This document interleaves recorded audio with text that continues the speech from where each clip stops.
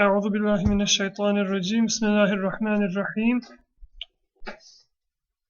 We'll get started inshallah with the exercises to lesson 18 on page 109. Before we begin, any questions on material that we've covered?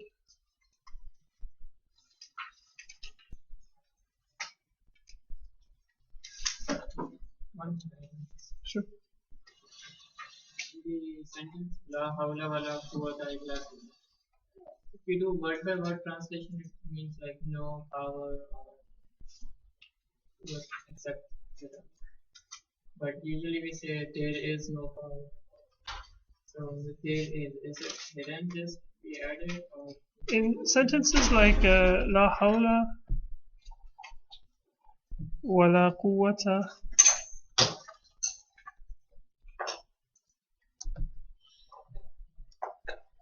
illa billah,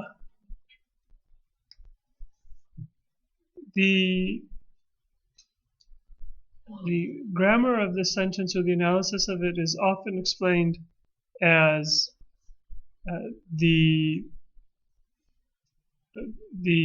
well, let's take a simpler sentence to begin with. If I say, for example, La rajula, that can be understood as La rajula mawjudun. There is no man present. And that mawjudun is omitted. In Arabic, we sometimes say La ba's, which translates as no problem. Ba's means problem or objection. La ba'sa, no problem. But understood is a predicate. In this case, the predicate is, for example, alayka. There is no problem for you. So in La hawla wa la quwwata illa billah, there is no strength or power except by God. So no strength or power except for through God exists. That's the underlying meaning. In every sentence with la and then la nafyil jins and then in ism and the khabar, there is that sense that there is nothing or nothing exists.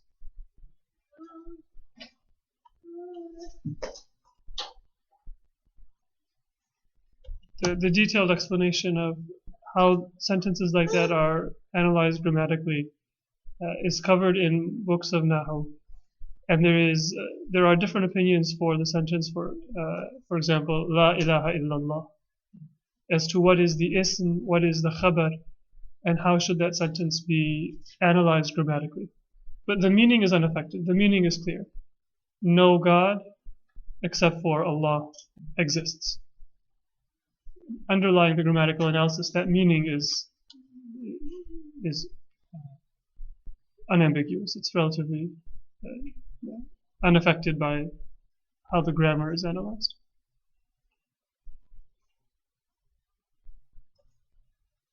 So let's look at exercise A on page 109.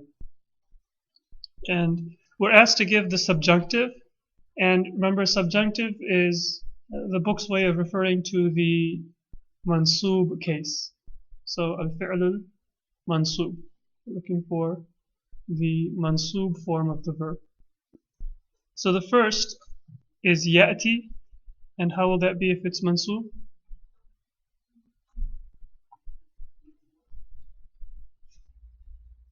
It will be ya'tiya. The last letter will acquire a fatha.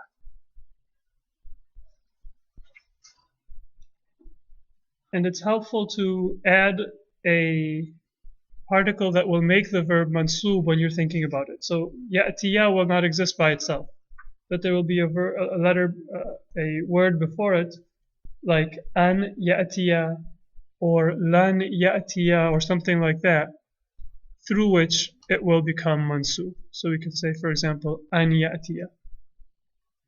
Otherwise, a verb by itself, without anything before it that will change its i'rab, by default it will be marfu. It will be ya'ti. So because of that an or lan or other word that may come, it will change from marfu to mansub. Second one is yakhluqna. How will yakhluqna look if it's mansub? An yakhluqna, for example.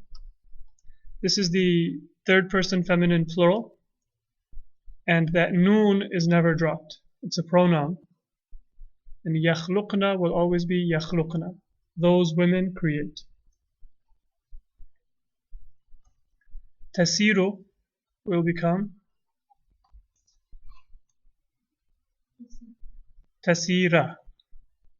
This can be the hiya form, hiya tasiru, or it can be the anta form, anta tasiru. In both cases, it will become an tasira. For her to go, or for you to go, to travel. Akhudu will become an akhudha, for example. Tadkhulna will become tadkhulna. It will stay tadkhulna. It's the antunna form, second person feminine plural, and it will not change. Tab'athina will become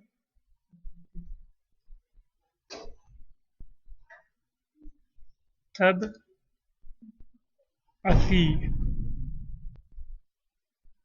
The noon will drop. Tab'athi. What form is that? Anti. Second person feminine singular. An tab'athi. Tadhkuruna will become tadhkuru. Will drop the noon, and then we will add an alif at the end, that's a silent alif, to separate it from the word that comes afterwards. So we'll say tadhkuruna. If an or lan or k comes before it, we will say tadhkuru. Takunina will become takuni.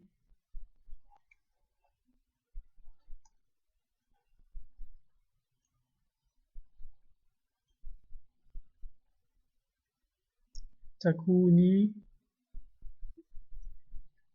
Taj'aluna will become taj'alu.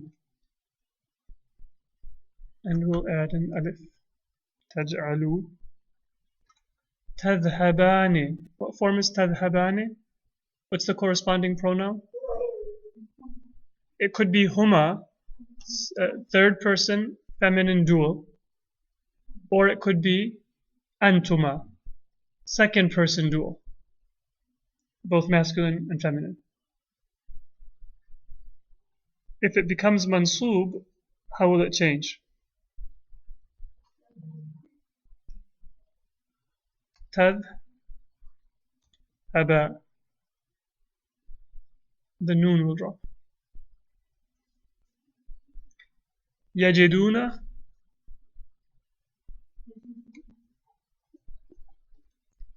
will become yajidu. Third person masculine plural. Yakhafane will become yakhafa. Yadillu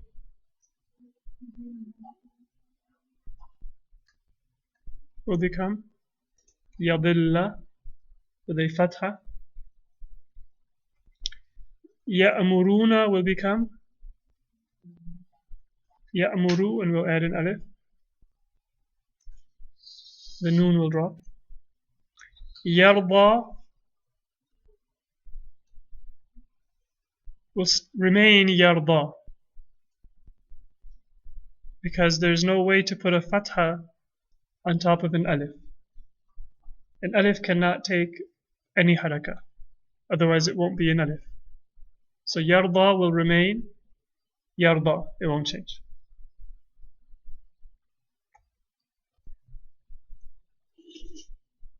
So don't change it to يرضي or some other form. Remains يرضى. ينهى will also remain ينهى. ندري will become ندرية. The difference here is that ندري ends in a ya. ينهى and before it يرضى, they ended in alif. Even if it's written like a ya, it's pronounced and it's considered to be an alif.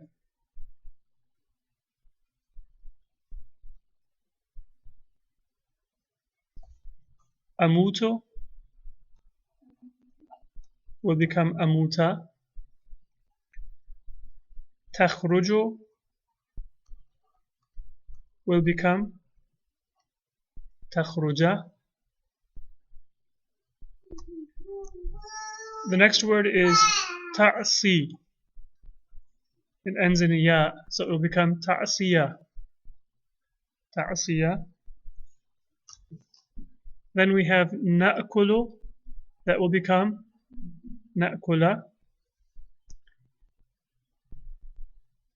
أرى will become, it will stay the same, أرى, أن أرى.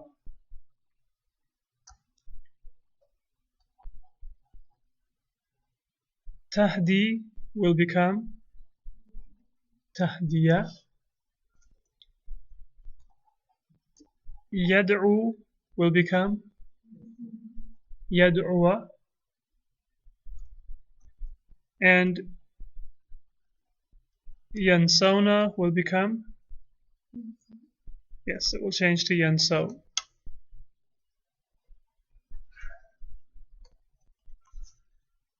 The noon will drop and we'll put a silent alif.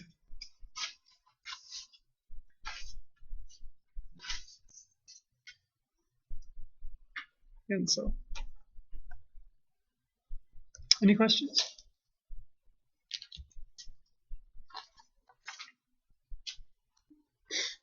Now, for the sentences that we want to translate, I will first read the sentences in Arabic. If you have any questions on the i'rab, then let me know, and then we'll try to translate them phrase by phrase. So for number one, قال له إني آتيك بما أمرتني به قبل أن تقوم من مقامك.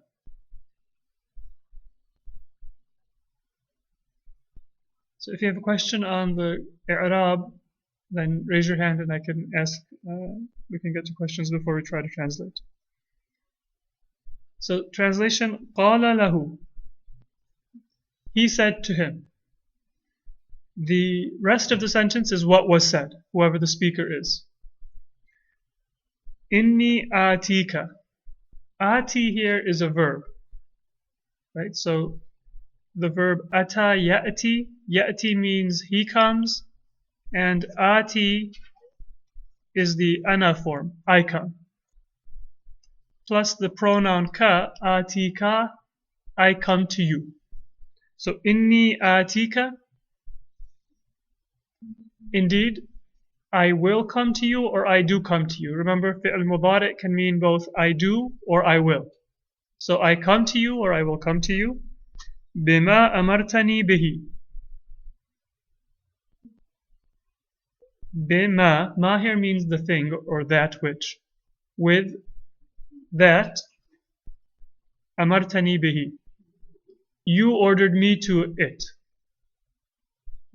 So that bihi goes back to that ma, to that thing which you ordered me to it.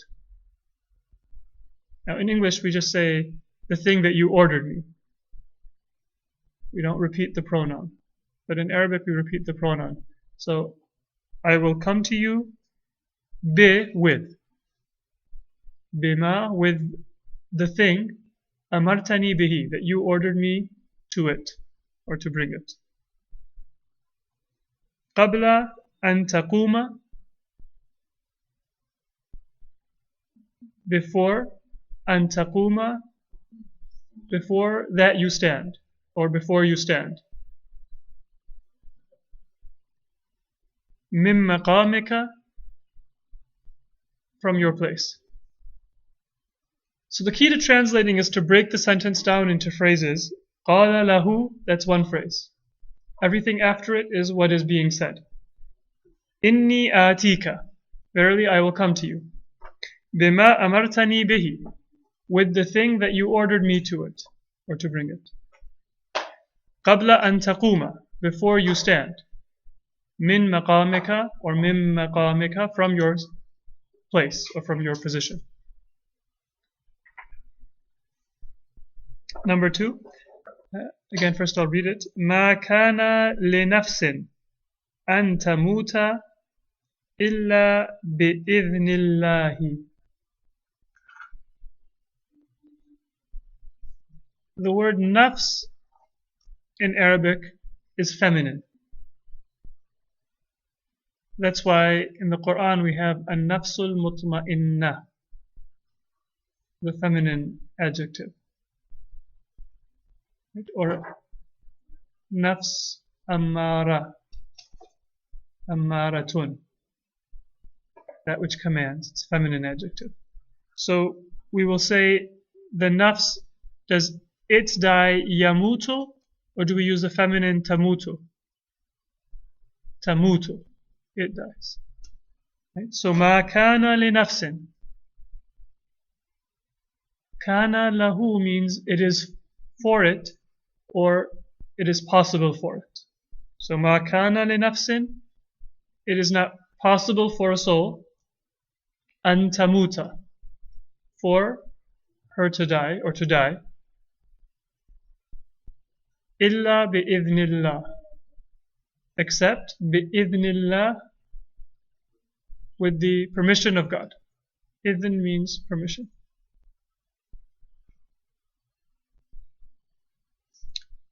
Number 3, فَقَالَ الْمَلَكُ, not maliku, malaku. Malik is king, malak is angel. فَقَالَ الْمَلَكُ لِمَرْيَمَ. Maryam does not take kasra or tanween, so لِمَرْيَمَ. أَنَا رَسُولُ رَبِّكِ لِأَهَبَ لَكِ وَلَدًا. So translation, قَالَ الْمَلَكُ. So the angel said, or then the angel said. Fa means so or then. Then the angel said, لِمَرْيَمَ, to Maryam. You can translate that as the angel said to Maryam. Don't say for Maryam. You speak to somebody in English. In Arabic you say قُلْتُ لَهُ, I said to him. So after that, this is now the quotation. أَنَا رَسُولُ رَبِّكِ, I am the messenger of your Lord. لِأَهَبَ, that's composed of li plus ahaba. Li ahaba. Ahaba is derived from the word yahabu, ahabu, wahaba, he gifted. Yahabu, he gifts. Tahabu, you gift. Nahabu, we gift. Ahabu, I gift. Li ahaba, for me to gift. Li ahaba ana, for me to gift, or to give as a gift. Laki, for you, or to you. Waladan, this is the direct object. To give as a gift, a child. Translation. فقال الملك لمريم. So the angel said to Maryam, أنا رسول ربك. I am the messenger of your Lord. لأهب لك. For me to gift to you ولدا, a child.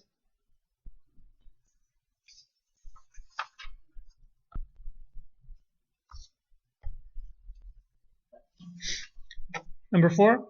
أيود أحدكم أن تكون له جنة من نخيل وأعناب.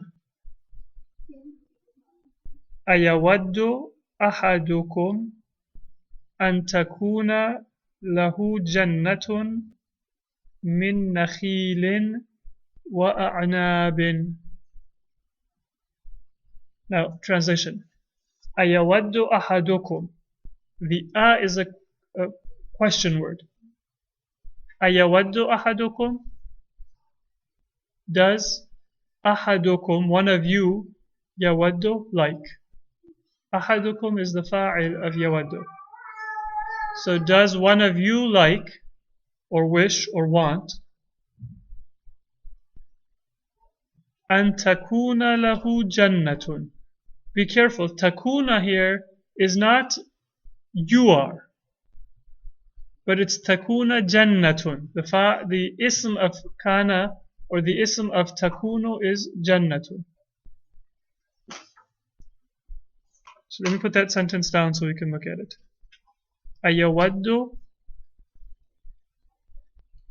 أحدكم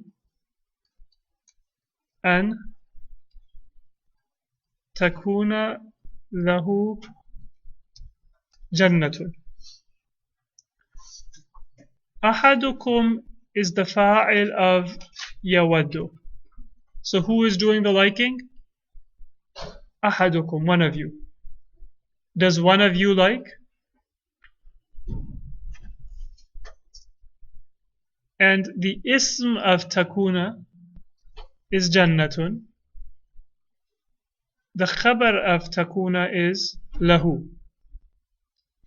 So to be a garden for him, right? Or for a garden to exist for him.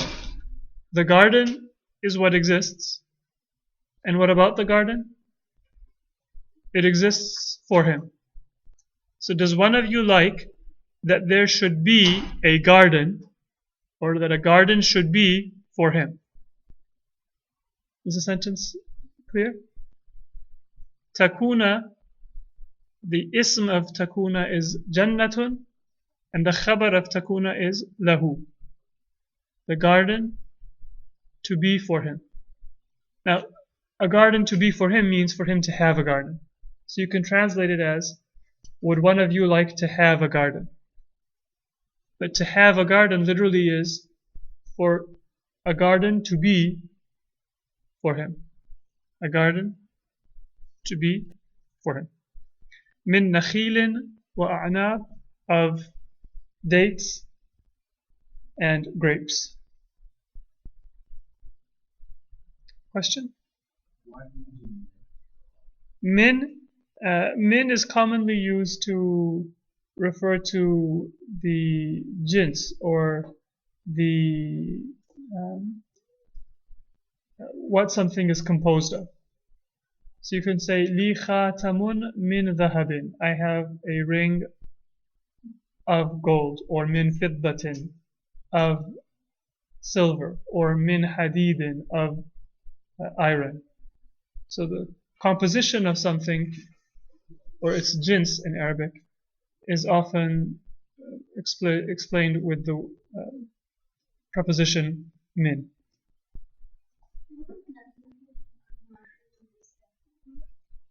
Majroor.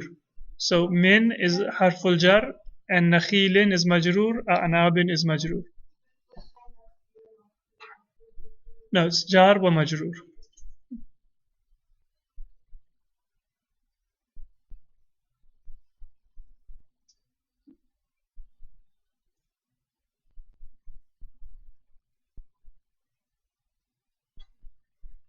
Number 5, أعبد ربي حتى يأتيني اليقين.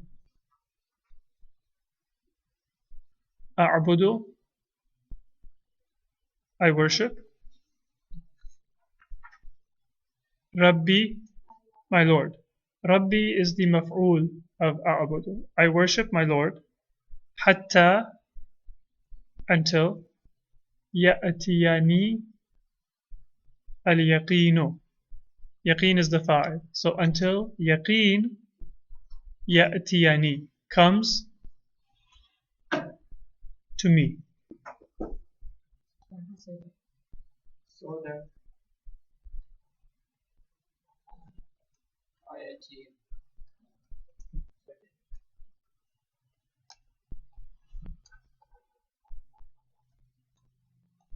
Hatta can also mean so that. So that's also a valid translation. Hatta ya'tiyani, so that or until. Ya'tiyani, until comes. Ni, to me. Al-yaqinu, certainty. Yaqeen is the fa'il of ya'tiya.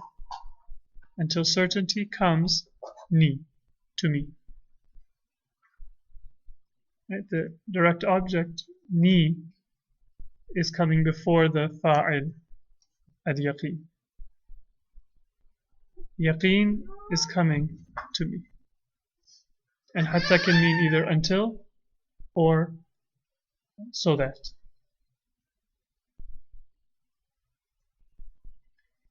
This is context. Context will tell you which is the more correct. Ya Rabbana, number 6. وسعت كل شيء رحمة وعلما. Ya Rabbana, O our Lord. Now, normally with Rabbana, the ya is omitted. You just say Rabbana. But it's correct also to say Ya Rabbana. You can say Rabbi or Ya Rabbi. Rabbana or Ya Rabbana. Both are correct. Ya Rabbana, O our Lord. Wasi'ta. You encompassed. Wasi'a yasa'u means to encompass. Wasi'a kursiyuhu samawati wal ard. His throne encompassed as-samawati wal ard, the heavens and earth. Wasi'ta, you encompassed kulla shay'in, everything, or all things. Kulla shay'in, all things. Rahmatan, in mercy. Wa ilman, and knowledge. Wasi'ta, you encompassed. And it's a past tense verb, but like any other attribute of Allah, the past and present and future are all the same. So when we say you encompassed, it means that you encompassed in the past, you encompass today, and you will encompass in the future. The attributes of Allah do not change. So the past is not literally past, but it's continuous. There's no need for using the word in. Just assume that there's a That mercy is what we encompass everything, mercy and right. there is no in. Oh, the English word in? Yes, yes. Yeah, in Arabic, in this sentence, rahmatan wa ilman is known as tamyiz. It's wasi'ta kulla shay, you encompass all things, is ambiguous. And so there's a need for some specification to remove that ambiguity. And that is done with a mansub noun. Wasi'ta kulla shay'in, you encompass all things literally with your body, or with your mercy, or with your knowledge. So that is mansub because it's removing the ambiguity of the sentence. And so that mansub takes the place of, in English, what we use the preposition for, in mercy, in knowledge. We'll say rahmatan, you encompass all things in mercy. وَسِعْتَ كُلَّ شَيْءٍ عَدْلًا, in adl, or justice.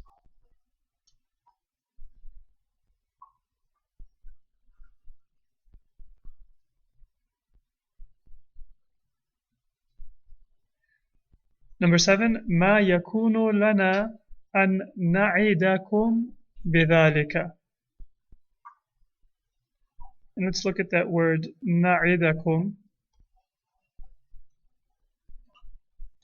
Right? The verb is وعد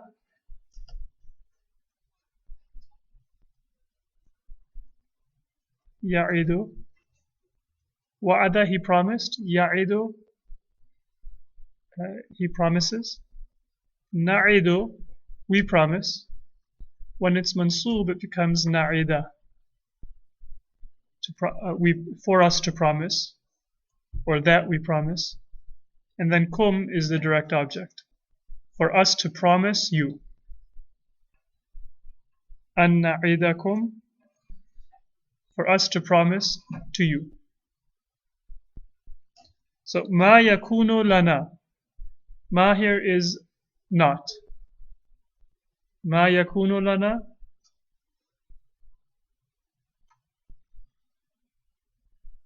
It is not for us. Ma yakunu lana. For us is not. An na'idakum, to promise you, or for us to promise you. Bidhalika, with respect to that. Now, this an na'idakum bidhalika, for us to promise that to you, that whole phrase is the ism of yakunu. So, an na'idakum bidhalika, ma yakunu lana. For us to promise you that, la yakunu lana, is not lana, for us. What is not for us? To make that promise. That's the ism of yakunu. Does that make sense? I can say yakunu li an a'idakum. It is for me to promise you. So what is for me? Making the promise. That's the ism of yakunu. Or la yakunu li. It is not for me to make the promise. Don't get confused in the English translation. In the English I can say making the promise is not up to me, or I can say it is not up to me to make the promise. That it is not up to me is the same as saying making the promise is not up to me. Lana is the khabar of yakunu. So, an na'idakum, making the promise, la yakunu lana, is not up to me or for me. Number 8. فَإِنَّ الْأَخَوَيْنِ جَاءَا لِيَرِثَا أَبَاهُمَا. فَإِنَّ الْأَخَوَيْنِ. So the two brothers, right? Innal akhawayni. Akhawayn is the ism of inna, so it's mansoob. And then ja'a li yaritha abahuma, that whole sentence is the khabar. Innal akhawayni, indeed the two brothers. Ja'a, they came. Li yaritha, to inherit. Abahuma, their father. If you look at the sentence li yaritha, that's li, preposition, plus the word yaritha,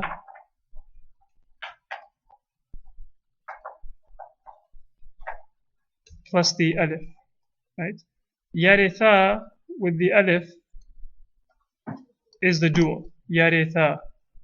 Originally it was yarithani, with the noon, but because of the lam, the noon drops, becomes mansoob. Yarithane, they inherit. Li yaritha, for them to inherit.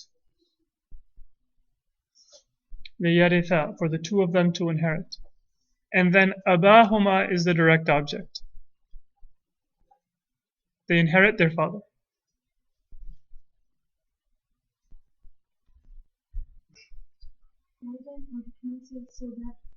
So that is fine as well. So that they will inherit their father.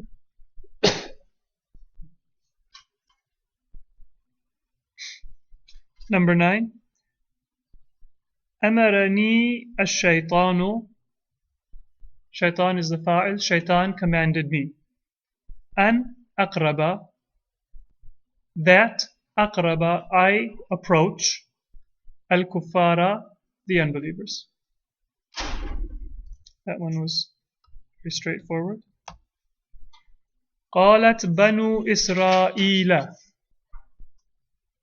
Banu Israel, or the children of Israel, said, Ya Musa, O Musa, lan nasbira, we shall never be patient, or we shall never suffer, we shall never permit or be patient, ala ta'amin wahidin, over one food. The children of Israel said, O Musa, we will never be patient with one food or over one food. In Arabic we say sabara alayhi. In English we don't say be patient on it, but we say be patient about it. Question? Not wait for, but we'll never be patient because they had the one food that Allah was giving from heavens. They said we won't suffice with one food. We won't be patient with it.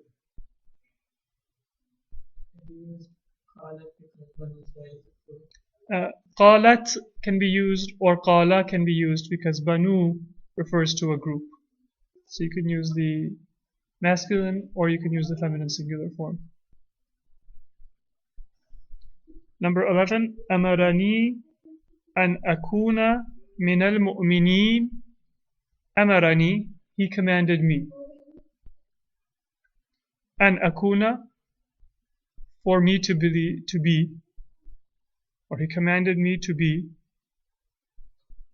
min al-mu'minin, from the believers or among the believers.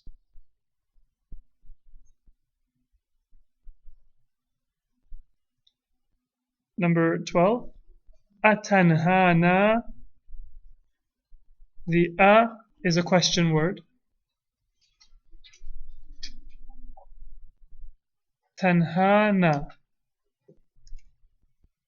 Tanha means you command,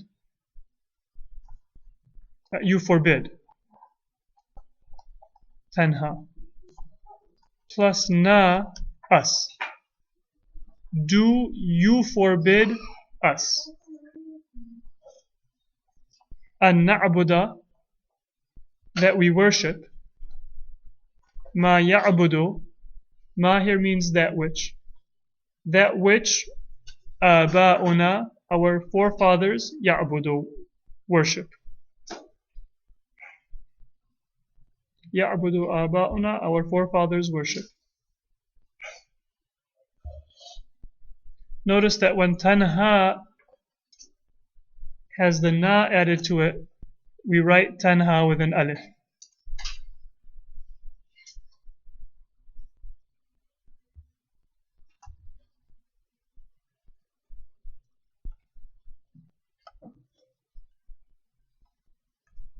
And inshallah we will pause there and resume after the Maghrib.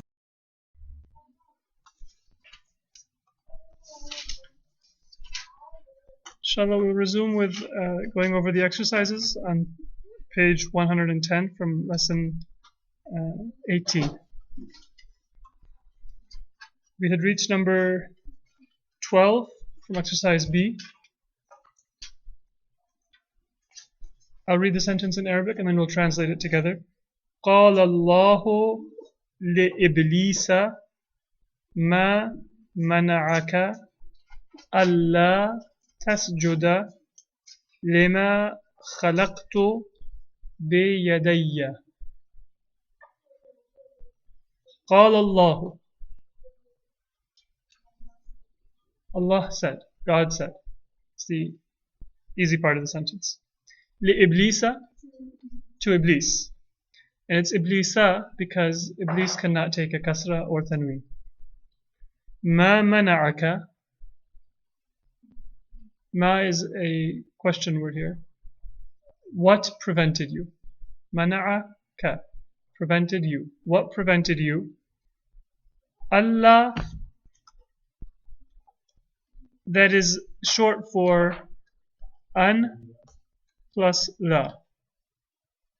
That not tasjuda. So what prevented you? That you did not do sajda or prostration. Tasjudu is you prostrate. An tasjuda, that you prostrate. An la tasjuda, that you not prostrate. So what prevented you that you not prostrate? Or what made you not prostrate? Lima, for ma, the thing. Khalaqtu, I created. Bi yadayya, with my two hands. Right? That's bi yadayne. Yadayne means two hands. But when yadayne becomes mudaf to ya, we drop the noon. Becomes yadayya. We add the fatha to make it pronounceable.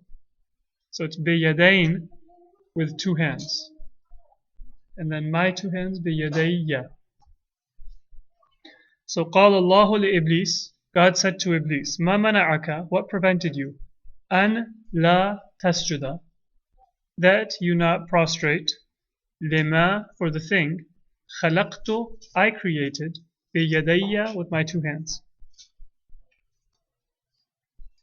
Number 14. نهونا أن نأكل من فواكه أشجار حدائقهم فنكون من الظالمين.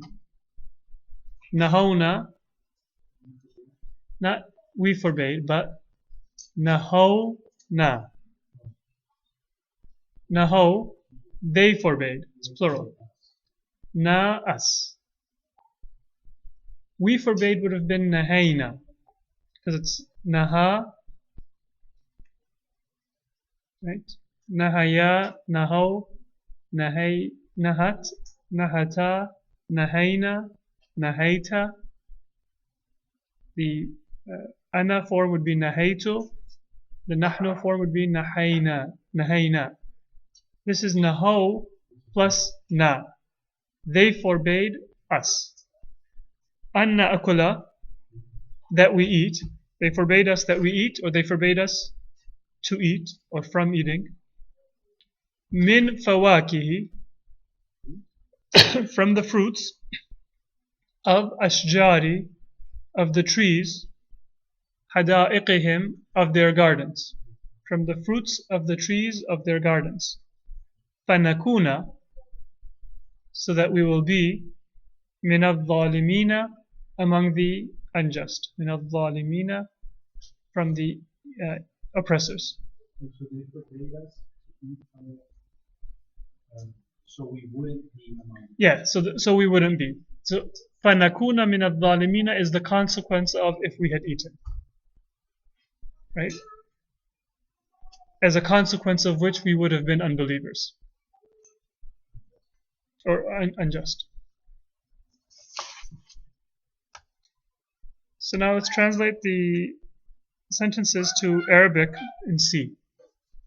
And again, the key is to go in phrases. Remember, generally speaking, if there is a verb, we will translate the verb before the subject. Even though in English the subject will usually come first, in Arabic the verb will usually come before the subject. So let's begin with number 1. I have brought proof. What is to bring? In Arabic, it's a verb plus a preposition. Ata plus bi. So I have brought proof. Ataitu bi. And then the word for proof that they recommend is that we say the word bayyina. Bi bayyinatin. Right? Bayyina is testimony or clear proof. That I. So annani or anni. Either one is okay. Annani or anni. That's the short form. Anna, ni is the long form. Anni. That I am my father's son. So annani, that I, my father's son. Ibnu, my father's, the son of my father, Abi. Annani ibnu Abi, that I am the son of my father. Annani waladu Abi, you can say waladu Abi as well. In order that I so may be. To be is akuno. So in order that I may be is le'akuna. Le'akuna. His heir. Heir is warith. Warithahu. Because akuna, ana is the ism. Warithahu is the khabar. Le'akuna warithahu. That I might be his heir.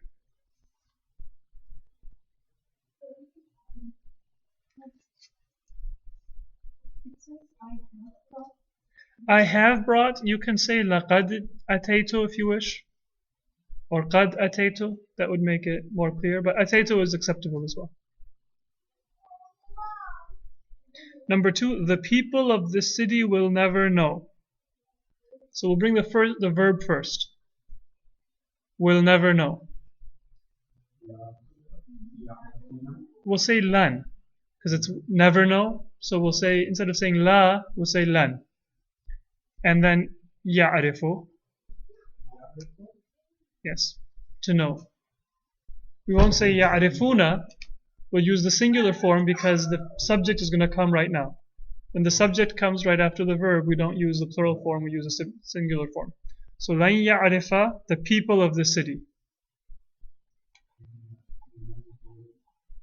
Ahlu hadhil lan ya'rifa. So this is Lan makes it mansub. So lan ya'rifa ahlu hadhil madinati, the people of the city. Now, what is it that they will never know? Why? Lima. Or limada.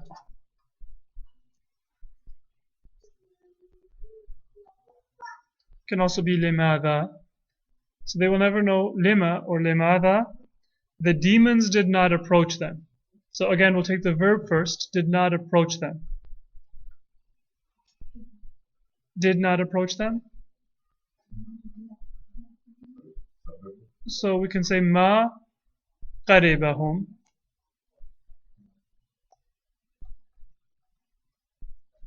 Qaribahum. Did not approach them. And then the demons is ash-shayateen.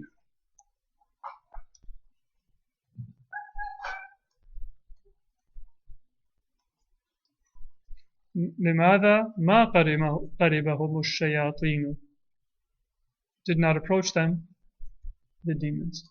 Now, ma qaribahum is acceptable, but normally we will use the word lam yaqrabhum. Lam plus the imperfect tense gives the meaning of the past tense. And we'll learn that. So you can use ma qaribahum or lam yaqrabhum, the same meaning.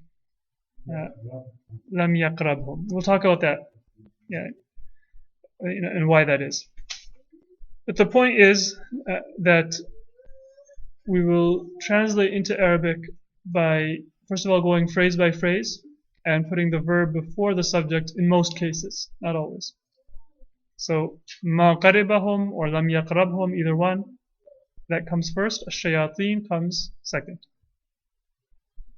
Question? It was not possible for you. Now remember, to be possible for somebody, we're going to say kana lahu, kana laka, kana li, kana lana, kana lahum, lahunna, whatever. So it was not possible for you. Ma kana, it was not. For you. Laka, or laki. Right? Now if it's for a feminine singular, then it will be laki. So ma kana laki, to summon, and tad'i,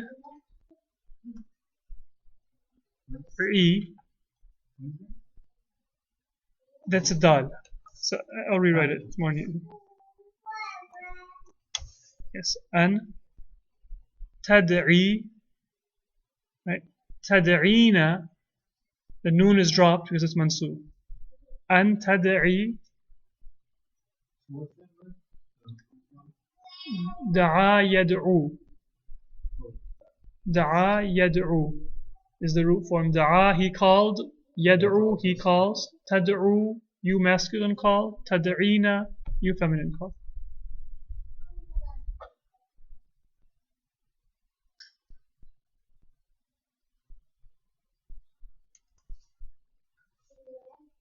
Grammatically, what form is that? It's just some. It's the anti form. Right, so yad'u, he calls. Tad'u, she calls. Tad'u, you call. Tad'ina, you feminine call.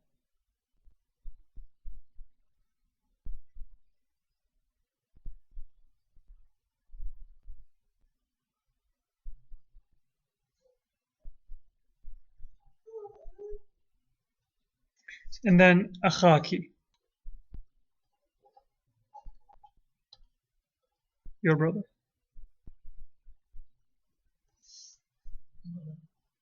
Yes. Can a pronoun be attached to kana? Always be laka. Can a pronoun be attached to kana? Yes, a pronoun can be attached to kana. It's not very common. A famous hadith of the Prophet, which he said to his wife Aisha, warning her not to go and fight against Imam Ali. This hadith is recorded in Sunni and in Shi'i sources. He said that one of my wives will be barked at by the dogs of a place called Hawab. And then he turned to Aisha, he said, beware that it not be you. And the words the Prophet used were iyaki. We haven't learned that usage, but it means beware. Iyaki. An takuni ha. That you be her. So ayyukunna tanbahuha kilabu hawab. Which one of you will the dogs of Hawab bark at? Iyaki, beware, that you. And takuni, that you be, ha, she.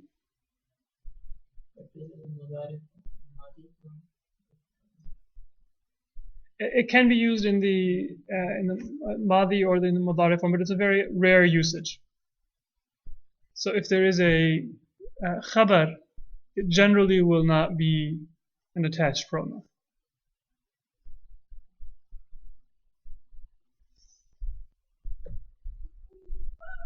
But it technically can be. So getting back to the exercises number 4, we approached the man. Qaribna. And here it's generally better to use min.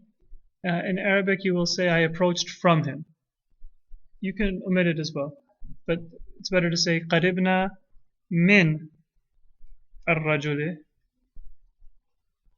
from the man, in order to hear. So we'll say le, and then to hear, but for us to hear. Le, go ahead. لنسمع, in order to hear, meaning for us to hear. So لنسمع, for us to hear. His words, كلامه. Kalam is the direct object. مفعول. You can say لكي as well. So you can say كي نسمع. You can say لكي نسمع. All of those would have been acceptable. So that's not we here. It's not. It's لنسمع, That so that we will hear, we will. or so that we hear, meaning in order to hear. Number 5. I wish they were here to guide us. So أود, I wish.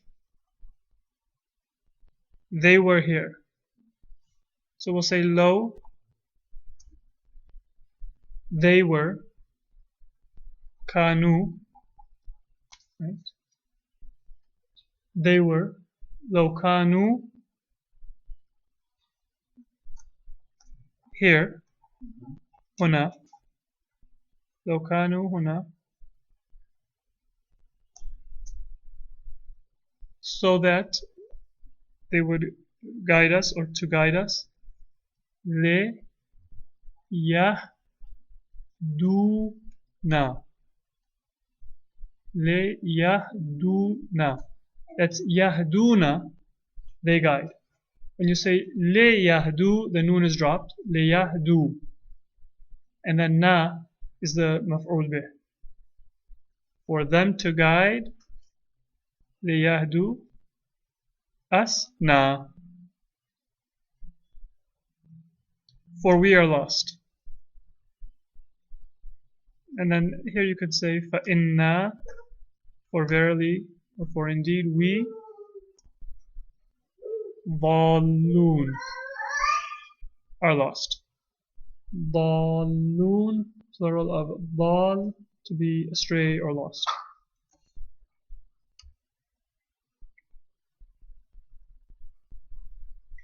He forbids you to enter his house. He forbids you. Yanha. Right? He forbids. So yanhaka, or yanhaki, or yanhakum, or kunna, or kuma, depending on the second person. Is it singular, plural, masculine, or feminine, or dual? So yanhaka, for example, to enter his house. An تدخل بيته. That's the مفعول به. To enter his house. تدخل بيته. And 7. Will you eat something before you leave?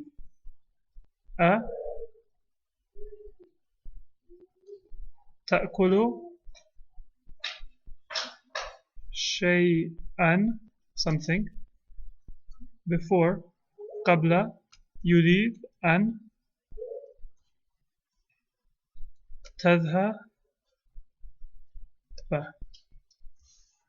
أتأكل شيئا قبل أن تذهب. Now, I wrote أتأكل as 2 separate words. Normally, in a printed Arabic text, they will not be written with a space between them.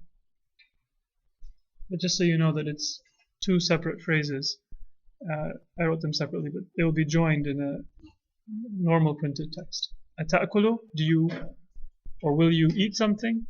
شيئا قبل أن تذهب, before you go.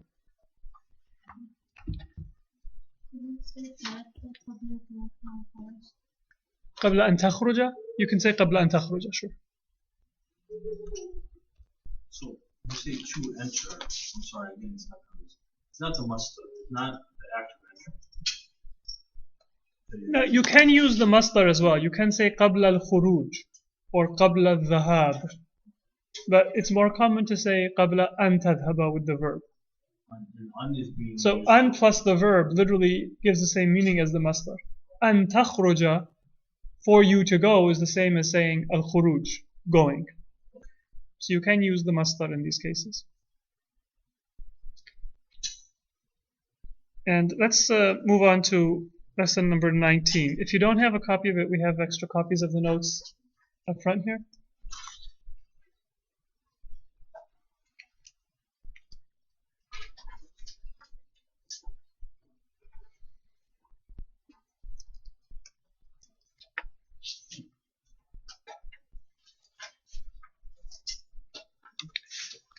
So until now we've talked about the mansoob form of the verb. Right? A verb by default is marfu', which means that it will have the marfu' case. Normally that will show up as either a dhamma, like we'll say yadhabu, correct? Or a noon, so we'll say, for example, yadhabuna. The noon will be the sign of the marfu' case. Then we said a verb can sometimes be mansoob. If it's mansoob, the dhamma will turn into a fatha, yadhaba. If there is a noon, the noon will disappear, yadhabu. The third possibility is for a verb to be majzoom. And in the majzoom case, instead of the dhamma, we'll see a sukoon, yadhhab. And instead of the noon, we'll still see the noon be dropped. It's the same. So yadhhabu. That's the brief explanation of the i'rab. Now the feminine plural forms will, of course, not change. The noon will not be dropped, just like in mansoob. And some of the extra rules that we learned for the exceptions in the mansoob case, they will apply in the same form or in a different form in the majzoom case. So let's look at some examples. But if you understood the mansoob, it's relatively similar. Similar types of changes will exist in the majzoom case. There are some differences. The meaning is different though. So mansoob is used for certain meanings, which we talked about. Majzoom is used for different meanings, which we will talk about today.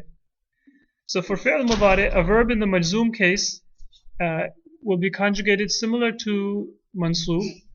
The fatha will be replaced with a sukoon, which will be a sign of jazm. Jazm is the name of the case. Let's read through the chart. Yaf'al, yaf'ala, yaf'alu. Notice that the noon is dropped and the silent alif is added. Taf'al, taf'ala, yaf'alna. The noon does not drop. Taf'al, taf'ala, taf'alu. Taf'ali, taf'ala, taf'alna. The noon does not drop. Af'al, naf'al. So it's sukoon in place of the original dhamma. Now what happens though is that when you have a verb that ends in sukoon, sometimes the next word after it will begin with hamzatul wasl, or it will begin with a sukoon. And you cannot have two sukoons in a row. When that happens, the sukoon is substituted with a kasra, just to make it pronounceable. So normally we say yadkhulu, right? He enters. If I add lam, it'll become lam yadkhul. He did not enter. We'll talk about lam. So lam yadkhul. Then if I want to say al-hadiqata, the garden, that starts with a Sukun. Can we say لم يدخل الحديقة? No. What we'll do is we'll add a kasra to يدخل and we'll say لم يدخل الحديقة. So that kasra, don't get confused by it. It's still majzoom. Originally, it still has a sukun. That kasra is just to prevent two sakins from coming in a row.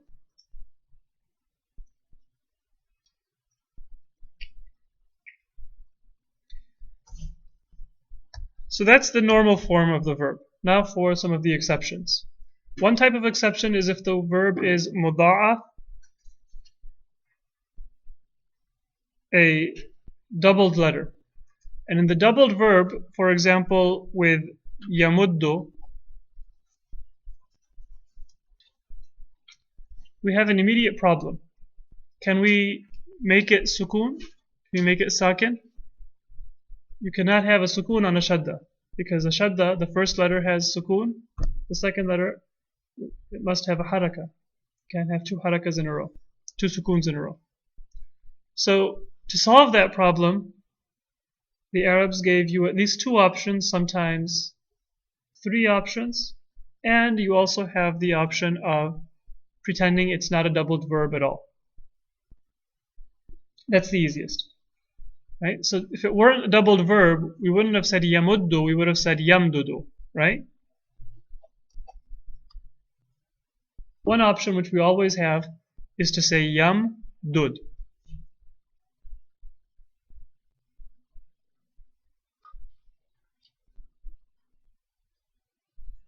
Yamdud. As if it were muda'af, if it weren't doubled at all. Yamdud. And we have a sukun. That's always there in every verb. Why did the Arab limit the option? This one is, normally you can't say yamdudu or yamduda in mansub or marfu. But in the majzoom, they allow you to do that. The Quran will always have this form. This is known as fakkul idgham, opening up of the idgham. And that's the form that is generally considered the most eloquent form for the Quran. But it's the least commonly used in Arabic other than the Quran and outside of some poetry. Normally what you will see is that what the Arabs will do is they will replace the dhamma with either a fatha, yamudda, or a kasra, yamudde. Right? That fatha or kasra will tell you that this isn't a normal marfu' verb.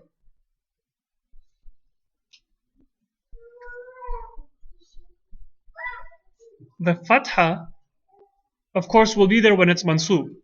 When it's mansub, we'll say an yamudda. But it can also be used if it's majzoom. We can say an yamudda. Or we can say an yamudde. Yamudde will only be used if it's majzoom.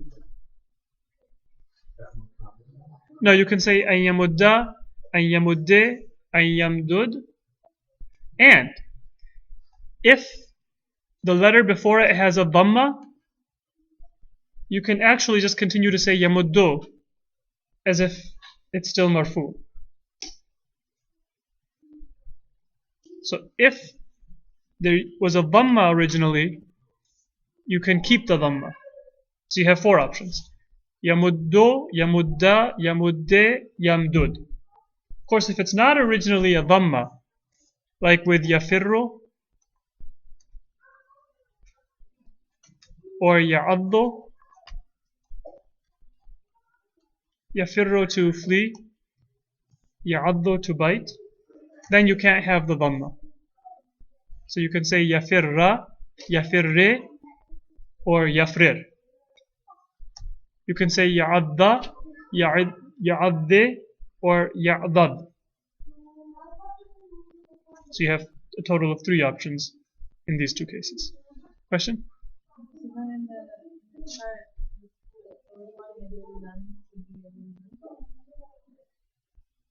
Yeah, in the chart, we'll go over the chart. So there's one correction in the chart.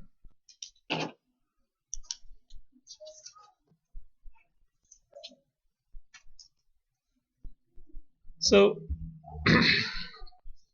let's look at the chart. For the verb yadullu, you can say yadulle, yadulla, or yadullu, or yadlul.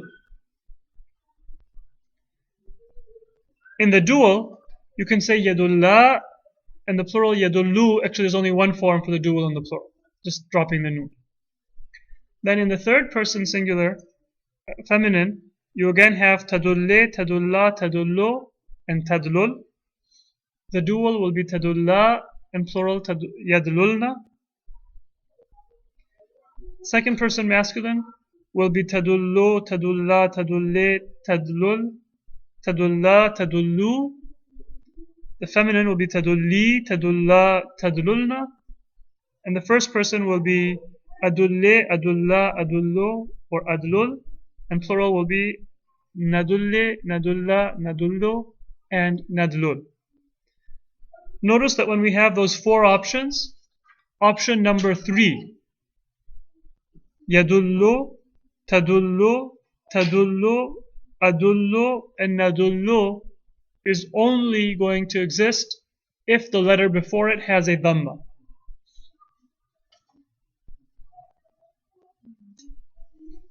But you don't need to worry about that.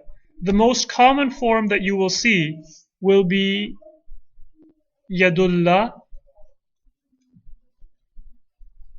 with a fatha, just like it in mansub, or yadlul. Those are the two most common and most important forms that you will see. Yadulle is also permissible.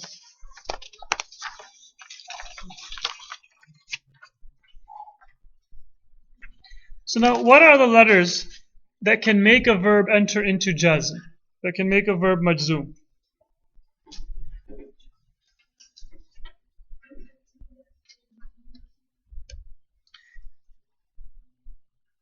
Remember when we were talking about mansub, we said sometimes you can have the preposition le come before a verb and it will make it mansub.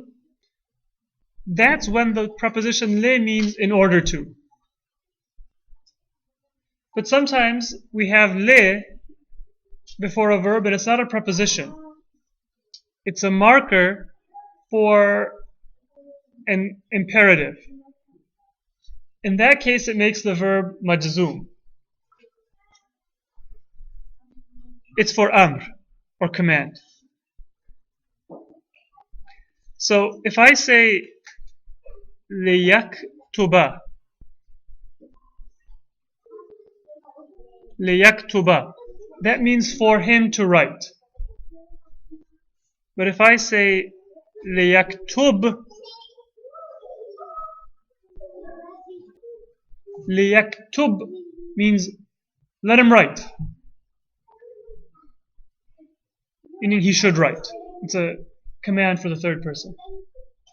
Liyaktub, let him write. And what happens with this lam is that if it's preceded by a fa or a ya, the kasra is dropped and it becomes a sukoon. Faliyaktub. Faliyaktub. Is there a form that is just a command? Or is this the only way? This is used for the third person and for the first person. Right? There's a separate form for the imperative for the second person. And we'll talk about But that. in these forms that we have here, is this not commonly used? Which forms? All these other forms in here, like you said, it's mostly used for third person, it's not used for second person. No, this lam, Oh, you're saying for the when imperative. lam is there. the lam is used for the third person and for the first person. So let me write, li'aktub. Let him write, liyaktub. Let her write, litaktub. Let them witness, liyashhadu. But if I want to say you witness or write, there's a separate form for it. We'll talk about that form. Let's look at these examples in the Quran, and I'm just going to go through them very quickly. Some of the verb forms we have not covered yet, and that's fine. It's okay to familiarize ourselves with them before we actually discuss them in detail. فَلْيَكْتُبْ. So let him write. right? And then the other two we haven't covered. وَلْيُمْلِلْ, and then further on, وَلْيَتَّقِ. So let him dictate and let him fear. Next one, وَلْيَكْتُبْ. So let him write. بَيْنَكُمْ, between you, كَاتِبٌ, a writer, بِالْعَدْلِ, with justice. Let a writer or a scribe write between you with justice. فَلْيُقَاتِلْ. يُقَاتِلُ is to fight, he fights. فَلْيُقَاتِلْ, let him fight. فِي سَبِيلِ اللَّهِ, in the path of God. فَلْيَعْمَلْ عَمَلًا صَالِحًا. So let him do a righteous deed. وَلْيَأْخُذُوا حِذْرَهُمْ. يَأْخُذُونَ, they take. وَلْيَأْخُذُوا, let them take. حِذْرَهُمْ, their precaution. وَلْتَنْظُرْ نَفْسٌ مَا قَدَّمَتْ. Nafs is the fa'il. And it's feminine, so that's why it's tanzur. Let a soul see مَا قَدَّمَتْ, what it is sent ahead of it. And then this verb form we haven't covered, but we can discuss it. That question? Wa means and let, and fa means so let. So you can, that's not part of the actual verb form. The form is litanzur. You can say wal tanzur and let her see, or let it see, or you can say fal tanzur, so let her see. The waw or the fa is a conjunction, but it's not part of the form itself. The final example, liyasta'dhinkum. It's from yasta'dhinu, he asks permission. Liyasta'dhinkum, let them ask permission. الَّذِينَ مَلَكَتْ أَيْمَانُكُمْ, those whom your right hand possesses. Let them ask permission. So that's the use of li. Don't confuse that use of li with the other use of li that we had that looks the exact same. But the verb after it is mansub. That one will be liyaktuba, for him to write. This is liyaktub, let him write. Now that's good in the singular. In the dual and plural they look the exact same. Liyaktuba, because it's just dropping the noon. Liyaktuba could mean let the two of them write, or it could mean for the two of them to write. Only context will tell you which one is correct.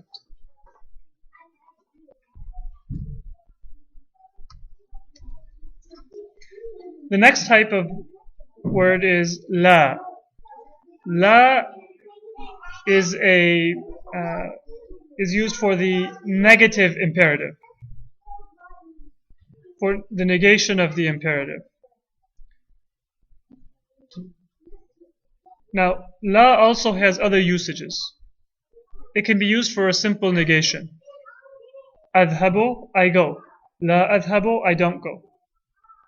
That is a simple negation. The case of the verb does not change. Adhabu, la adhabu. They're both marfu. But if it means don't, if it's a negative imperative, then it will make the verb majzoom. So we'll say, for example, la yadhhab, let him not go. Or la tadhhab, don't go. Or la nadhhab, let us not go. Notice the difference. La nadhhabu, we do not go.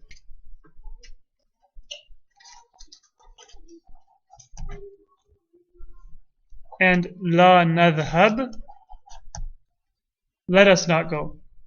What is the difference? This one is a simple negation. Nadhhabu, la nadhhabu.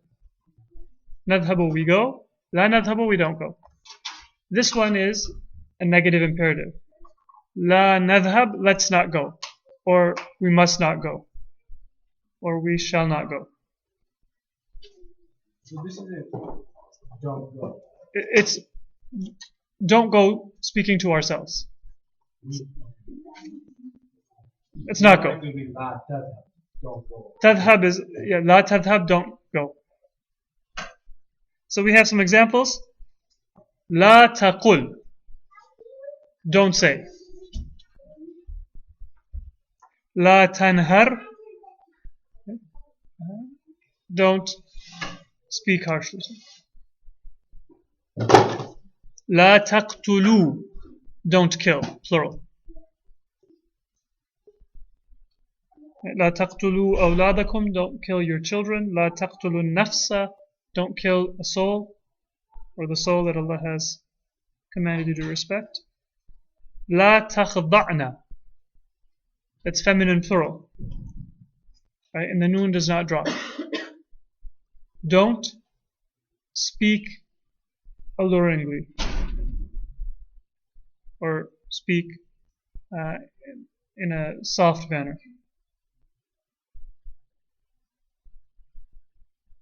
لا تبرجنا, we haven't covered that verb form. It's also feminine plural. The noon does not drop. لا تجعل, don't make, مع الله, with God, إلها آخر, another God. لا ترفعوا أصواتكم, don't raise your voices. لا ترفعوا, don't raise. So la is used for a negative imperative.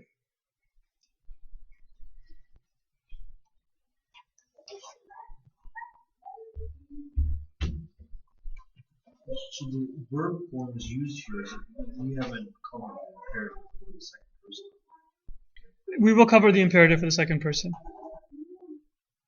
I think we might not be able to use this.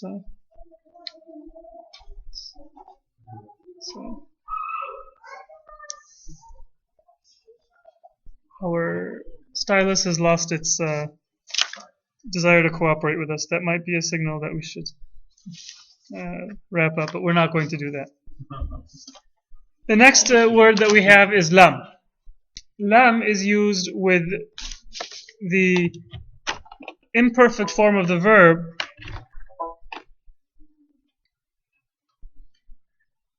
and it changes the meaning to the past tense.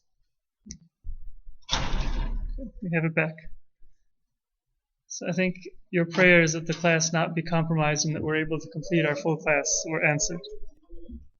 Lam. It's used with a imperfect verb, but it changes the meaning back to perfect. So, taktubu means what? Anta taktubu? You write. If I bring it lam before it, lam taktub, it means you did not write, past tense. Just the same as if I had said ma katabta. Katabta, you wrote. Ma katabta, you did not write. Right? That's ma is how you convert the past tense to negative. Katabta, ma katabta. In other words, you say ma katabta is to say lam taktub. It's the imperfect form of the verb, but the meaning is perfect.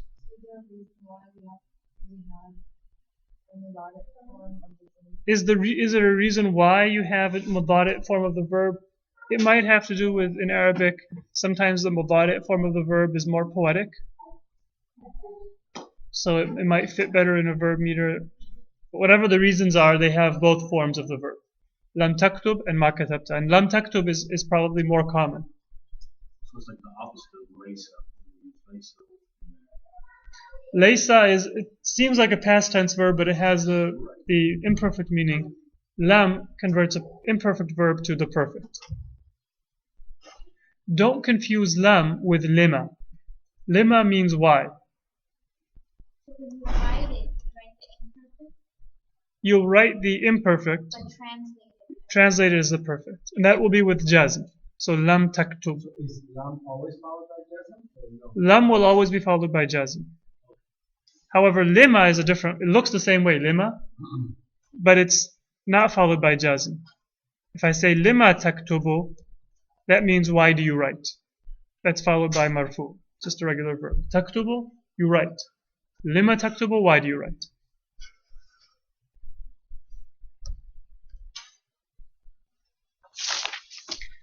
So we have lam yalid, right?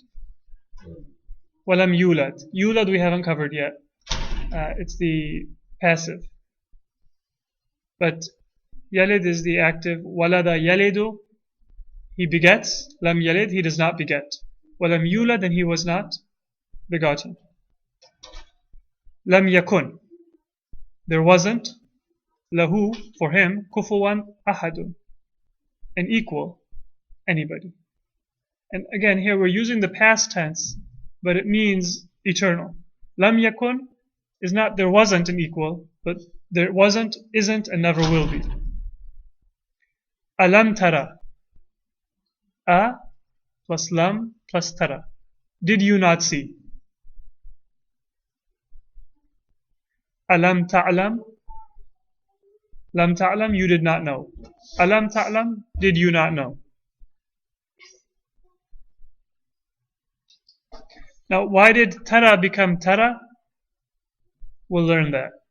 Right? The verb is tara. Tara, anta tara, you see. When it becomes majzoom, the alif drops. It's not an ya, it's an alif. So the alif drops. It looks like a ya, but it's pronounced and considered to be an alif.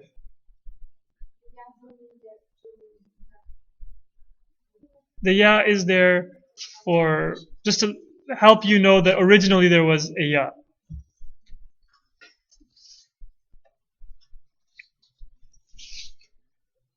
Jazm is used probably the most commonly with conditional sentences. If you go, then you will learn. If you do this, then I will do this. And conditional sentences we'll learn later. Now for those of you who are waiting for the imperative, we'll cover the imperative. The imperative only is used in Arabic in the second person. I mean, you do this. That's when it's used.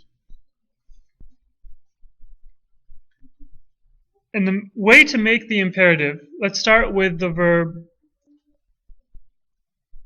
kataba, right? What does kataba mean? He wrote, or to write.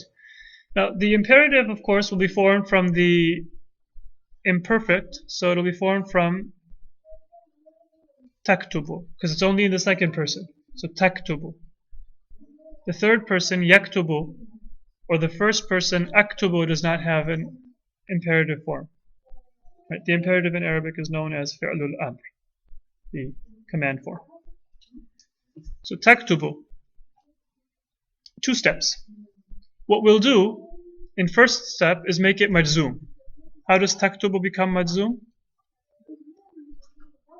Taktub, right? Taktub. Is that good so far? Second, we'll take the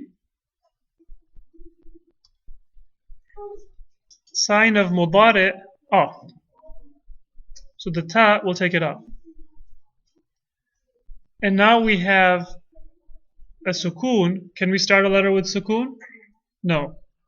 So we'll very sneakily add a hamza before it. And then we have to decide, do we give the hamza a dhamma, a fatha, or a kasra? We'll never give it a fatha. What we'll do is we'll look for the next vowel. If the next vowel is a dhamma, we'll give it a dhamma, uktub. If the next vowel is not a dhamma, we'll have a kasra. The next vowel will either be a dhamma, like uktub, or it will be a fatha, like in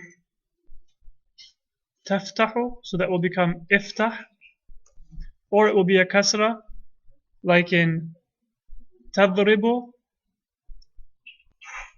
and that will become idrib. So the hamza will either have a dhamma or a kasra. This is also useful if you're learning to do recitation of the Quran. Some of the Qurans, especially those published in the Arab world, or the Uthman Taha Quran, it doesn't have the first vowel of these verbs written. you have to know this rule to know whether to say uktub or iftah or idrib.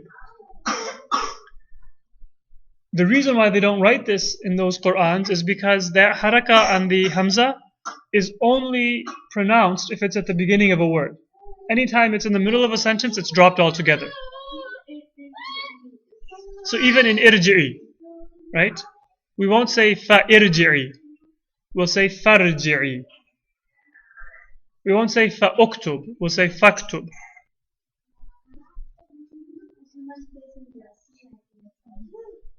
Throughout the Quran, we'll have examples like this. Now, the hamza is written, but it's not pronounced in the middle of a sentence, and that's known as hamzatul wasl, which is why you will never write it with a hamza on top. So don't write uktub. That hamza is only written if it's hamzatul qat. It's not written if it's hamzatul wasl. It's written like this.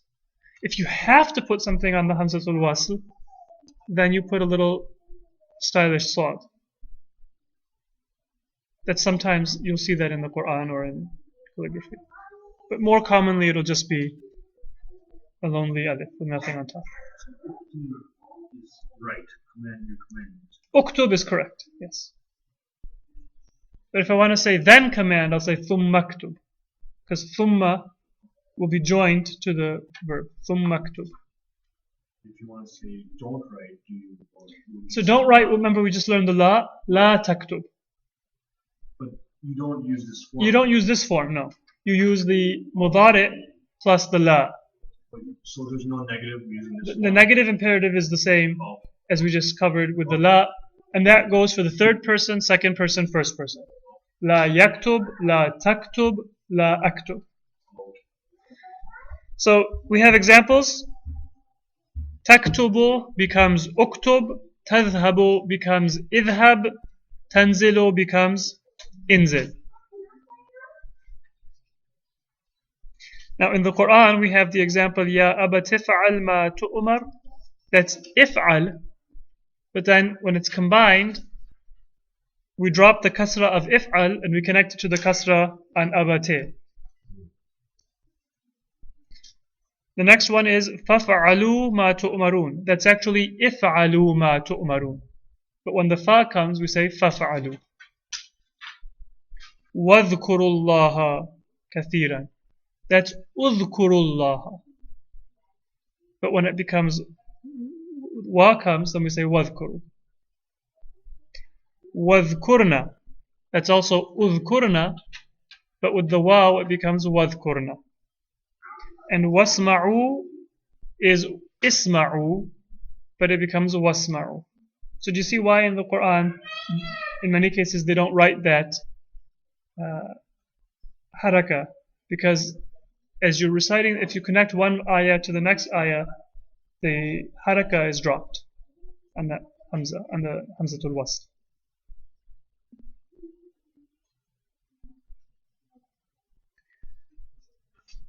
Now, in some cases, there are exceptions to the rule. Let me cover a few that are somewhat maybe easier to remember. If you remember, a verb that begins with a waw, in the mudari' form, we often drop the waw, right? So, waritha becomes yarithu, and then in the second person form, tarithu. We don't say tawrithu, we say tarithu. So if I take the step here, I'll make it majzoom, so I'll make it tarith. Then I'll drop the ta, it'll become rith. Is there a sukoon? No. So do I need to add a hamzatul wasl? No. And that happens in many of these verb forms. So wa'ada ya'idu, ta'idu, you promise. What's the command? Just id. Wathaqa or wathiqa yathiqu. Tathiqu, you are confident. Tathiqu. The command is thiq. Trust. Thiq billah. Trust in God. Id. Promise.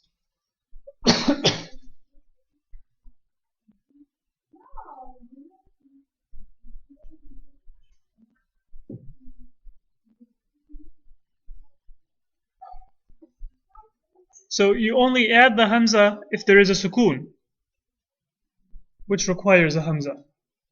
If there's no sukoon, there's no requirement for the hamza.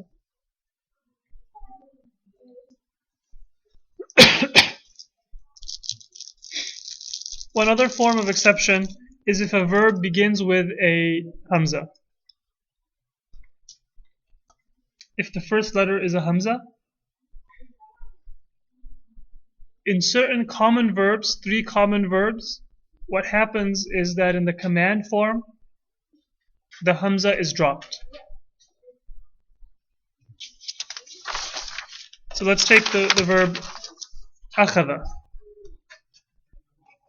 What's the imperfect of akhadha? Ya'khudhu and then ta'khudhu. Correct? Ta'khudhu.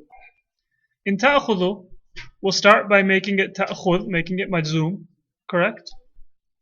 And then when we drop the harf of mudari', we have sukoon, khudh. Correct? Now when we drop the hamza as well, we're just left with khudh. There's no sukoon because we dropped the hamza. So we can just keep it khudh. We don't need to add a hamza to al-wasl. Khudh. Take. The same thing, ya'kulu, it becomes kul, eat. Kulu wa sharabu. Eat and drink. Wala tusrifu. And don't waste. It's a verse of Quran. And the form ya'muru, ta'muru, to command, becomes mur.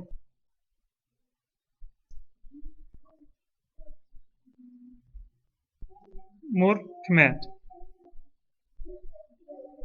And the same conjugation applies. So mur is the singular, mura, dual, muru, plural, muri, feminine, mura, dual, murna is feminine, plural. So the same conjugation that we had for fi'l mudari' will apply for amr.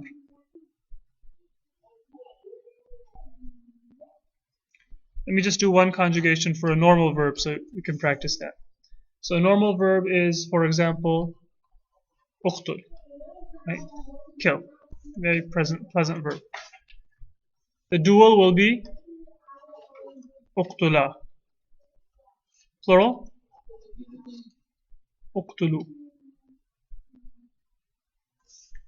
Feminine, uqtudi. Feminine dual, uqtula again, because it's the same. And then the feminine plural, uqtulna.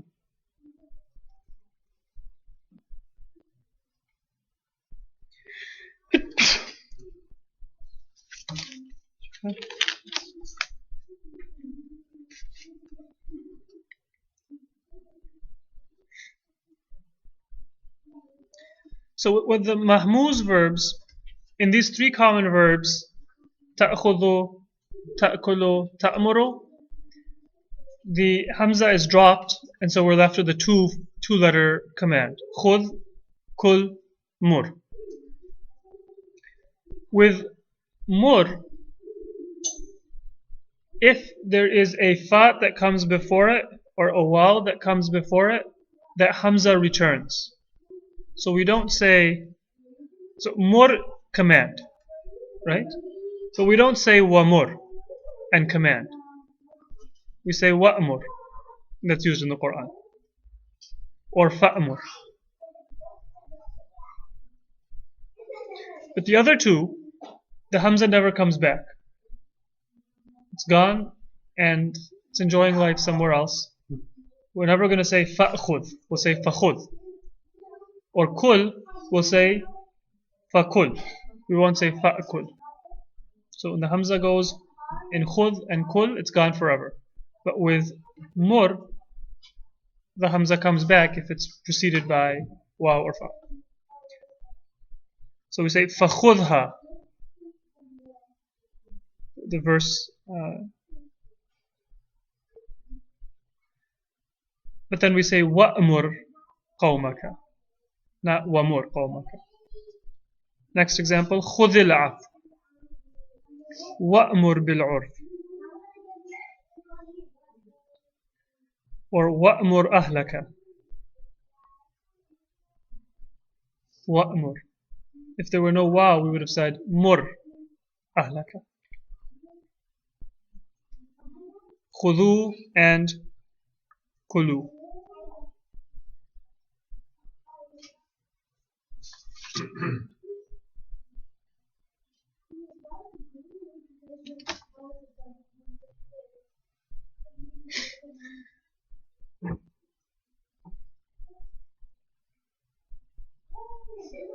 Now, that happens for these three examples. For all other cases, the notes should say for all other cases of fi'l mahmuz, if a verb begins with hamza, the fi'l al-amr is completely regular. So, for example, ya'dhanu, to give permission. You can write the hamza on ya'dhanu. First we'll make it ya'dhan, and then we'll add, what will it be, a hamza with a sukoon, or a hamza with a fatha, or a dhamma, or a kasra? Kasra. I'dhan. Or ya'ti will become i'ti.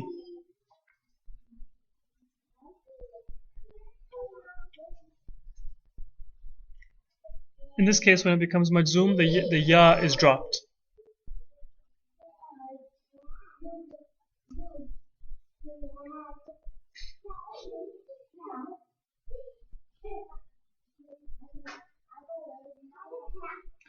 Now, in these examples,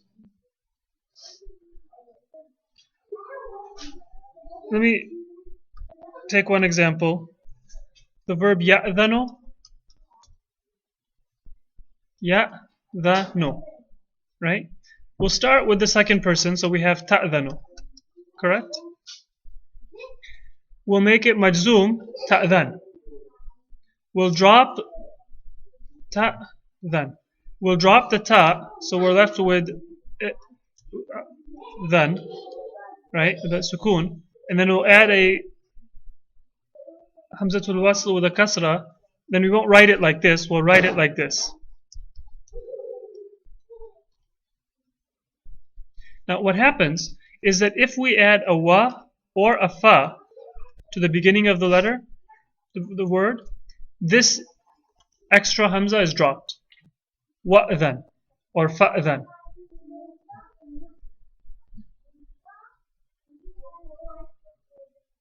And again, it will be written like this. Ana alif. Now what happens if there is no connection? If you start a sentence with, for example, i'dhan or i'ti. In that case, in Arabic, they don't like to have two hamzas in a row. I'ti does not, i'dhan does not sound good. I'ti does not sound good. So what they do is they convert this to a ya. They say idhan, or i'ti becomes ite. And of course, if you read Hadith al-Kisa, the Prophet says, Ya Fatimatu, itini. That's the feminine. Itini, to me. Bil Kisa il-Yamani, bring me the Yemeni cloak. If you wanted to connect it, you would say, Ya Fatima tu'tini. Then you'll use the hamza and not the e form. You won't say, Ya Fatima tu'itini. You'll say, Ya Fatima tu'tini. Or you can stop, pause, and say, Ya Fatima tu. You'll say, Ya Fatima itini. Let's look at these examples and we'll conclude with that. The first one is fa'ti biha. Fa'te because of the fa. Otherwise it would have been ite. Fa'tina, we drop the hamzatul wasl and we have fa'tina. Fa'tu is plural. Wa'dhan, permit. That's i'dhan. When the hamza is dropped, it becomes wa'dhan. And then we mentioned the bottom of the notes, if you look, that second hamza is changed to a ya to make it easier to pronounce, if there's nothing before it. So take a look at those notes. The last part we did a little bit quickly, but that's the majority of the lesson. Take a look at the tamreen. We'll start with the exercises, inshallah, next week. And if there is anything that we need to review, that's fine. We can review it before we start class, and we'll complete the lesson before we move on with new material. We'll cover the end of the lesson next week. Take a look at it. It's not difficult, inshallah.